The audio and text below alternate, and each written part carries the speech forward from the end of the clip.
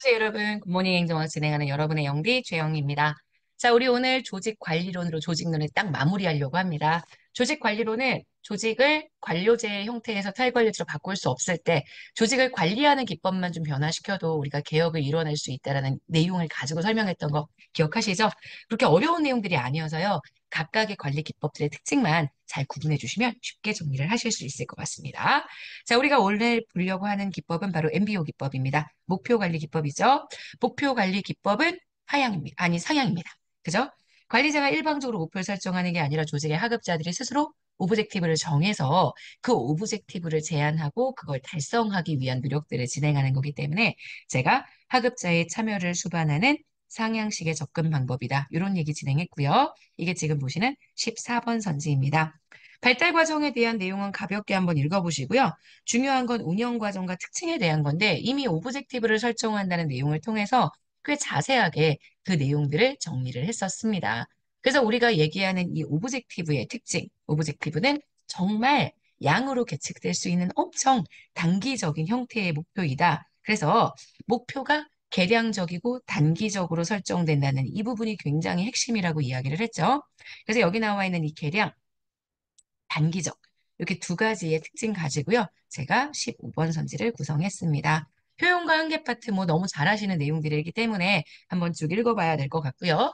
그 다음 여러분 지금 보시는 이 오브젝티브 설정에 있어서는 정말 민주적이고 수평적인 행정 문화가 필요하기 때문에 상대적으로 권위주의적인 행정 문화에서는 이런 방법을 사용하기 어렵다. 뭐 이런 얘기들까지 쭉 정리를 했습니다. 그래서 목표관리제에 대한 기출선지 보시게 되면 개인이나 부서의 목표를 조직의 관리자가 제시한다는 측면에서 조직의 목표 달성을 위한 하향이 아니라 상향적인 접근.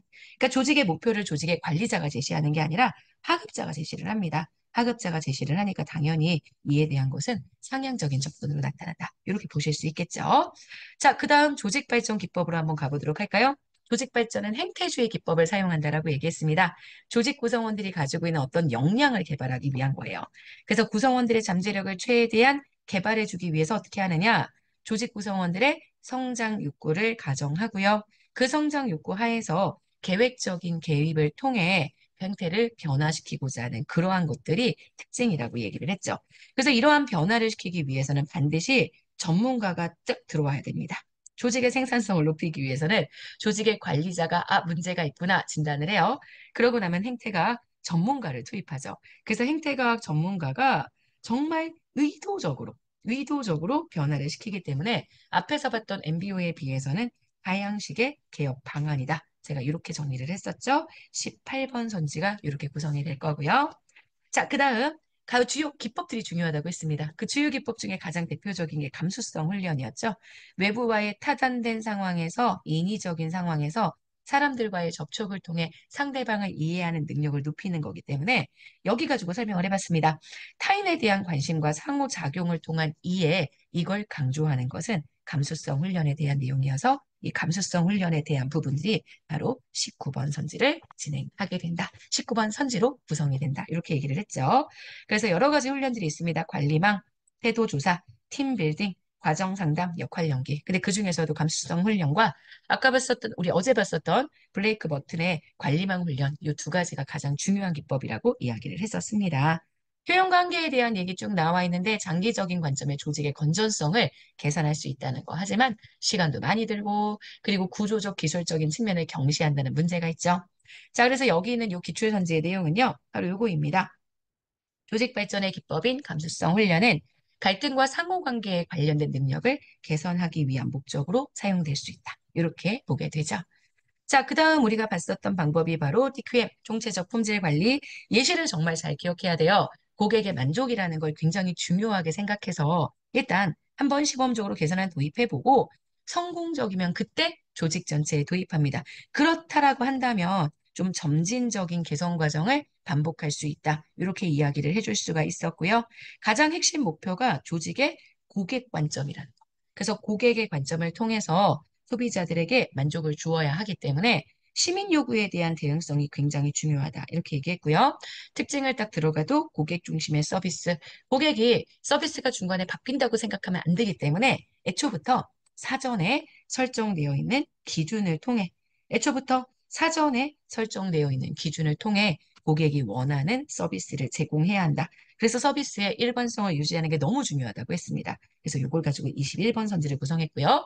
과거의 MBO와 비교하게 되면 개인 측면의 문제 해결이 아니라 집단 측면의 문제 해결, 팀별 설정, 팀별 보상.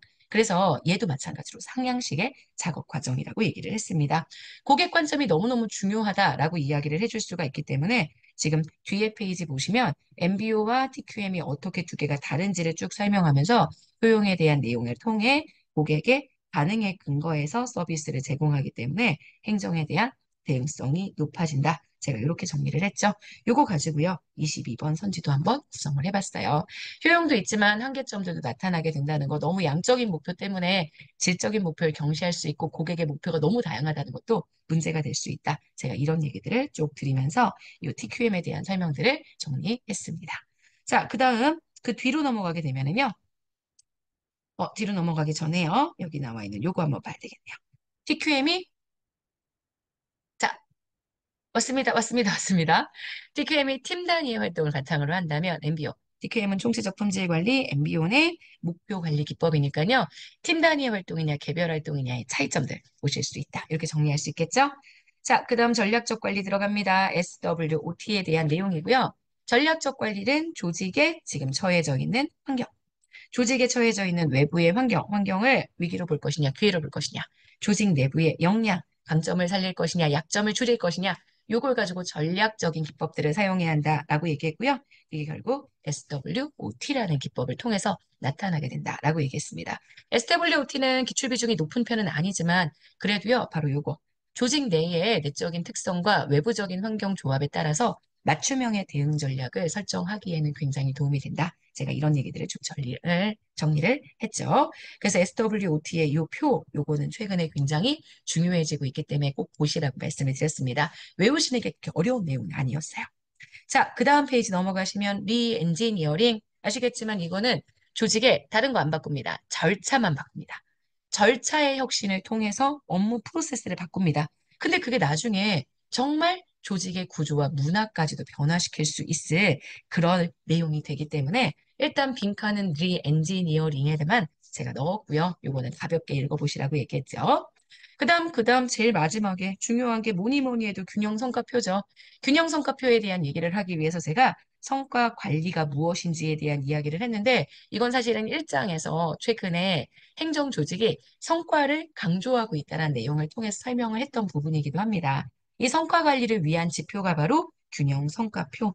그래서 이 균형 성과표에 대한 내용들을 쭉 여기 설명을 했죠, 마지막.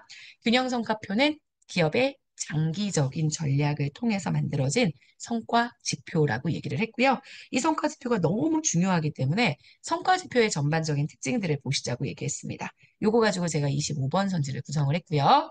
그래서 균형 성과표에 여러 가지 관점들이 있죠. 요 관점은 네 가지입니다. 지금 기출 선지도 나와 있는 것처럼 고객, 내부 프로세스, 재무, 학습 및 성장, 그거에 관련된 설명 여러 가지를 쭉 정리를 하면서요.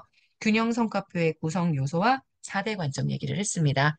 균형 성과표의 바로 이 재무 관점은 전통적인 후행 지표라고 표현을 했고요. 민간, 기업 부문이 가장 강조하는 지표라고 이야기를 했죠. 이게 26번 선지를 구성하게 되고요. 그 다음 27번 학습 및 성장도 받습니다. 미래의 관점입니다. 미래 업무 운영의 근거에 해당하는 관점이어서요. 너무 정신이 없겠네요. 그래서 제가 이 학습 및 성장이라고 이야기하는 요 관점이 앞으로의 발전 가능성을 보게 되는 정말 선행 지표에 해당하는 관점이다. 이렇게 얘기했죠. 구성원의 능력이나 직무 개발에 관련되어 있는 그런 관점들을 설명하게 된다. 이렇게 보시면 됩니다. 이게 여러분 27번 선지를 구성하고 있고요. 자, 28번에 균형 성과표의 특징들 쭉 봤습니다. 과정과 결과의 균형. 그래서 투입과 예전에 과정 중심이었었던 것들을 과정과 실질적인 결과, 성과를 보기 위한 내용으로 정리했다라고 해서 28번 선지 구성했고요.